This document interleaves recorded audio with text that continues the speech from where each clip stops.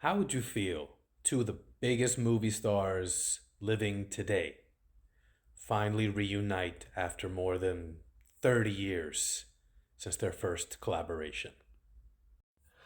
Well, we haven't seen these two guys together since Interview with the Vampire, which is arguably one of Tom Cruise's best performances. I mean, anytime he plays a villain, he just accesses a part of him that is feels so real and so scary. It's almost a shame he hasn't done it too much. There's like that. There's maybe the guy from Taps, his one of his first movies ever, and then of course the role of Vincent in Michael Mann's Collateral. But recently, Brad Pitt was giving an interview, and he said during that interview that, yeah, he'd be open to working with Tom Cruise again. I'm just don't want to be doing any of those crazy stunts alongside Tom Cruise, which is fair enough. These two guys are kind of up there in age, even though if you any of these pictures are any indication, they don't look it at all. Look like some of the best old guys you've ever seen in your life. But I would love to see these two again. When in Interview with the Vampire, if you go back and watch that movie, they have great chemistry. They balance off of each other really, really well because the characters they play are so incredibly different. But I'm definitely down for seeing them do something along those lines. Hey, the way Hollywood is going these days, I wouldn't be surprised if they kind of popped up and said, "Hey, let's do part two of Interview with the Vampire." And if you have seen it, you know that both of them are still alive at the end. And so that would be a really interesting thing for me. What I thought was really interesting as the summer movie slate is unfolding, or even before then, when I heard that they were making F1 with Joe Kosinski being the director, I thought it was interesting that Tom Cruise wasn't going to be in it, because when you think of his earlier career, he did Top Gun, and then a few years later, he did Days of Thunder, both with Tony Scott.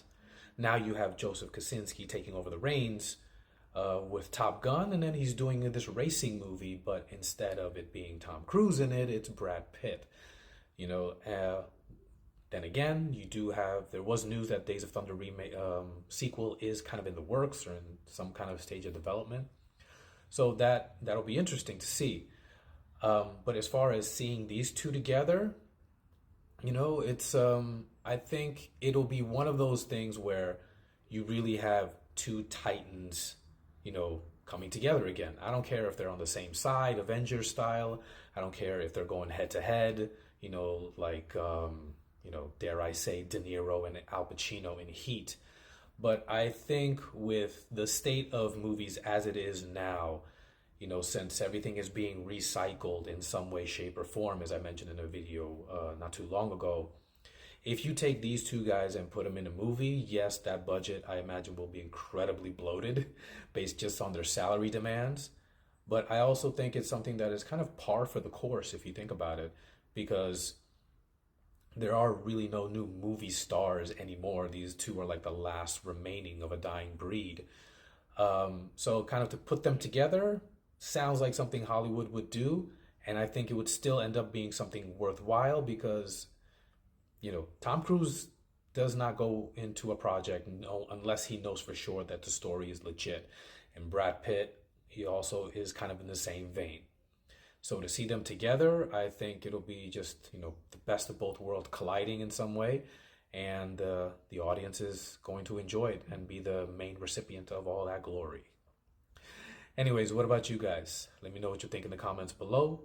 Smash that like button, give me a follow, and I'll see you guys next time.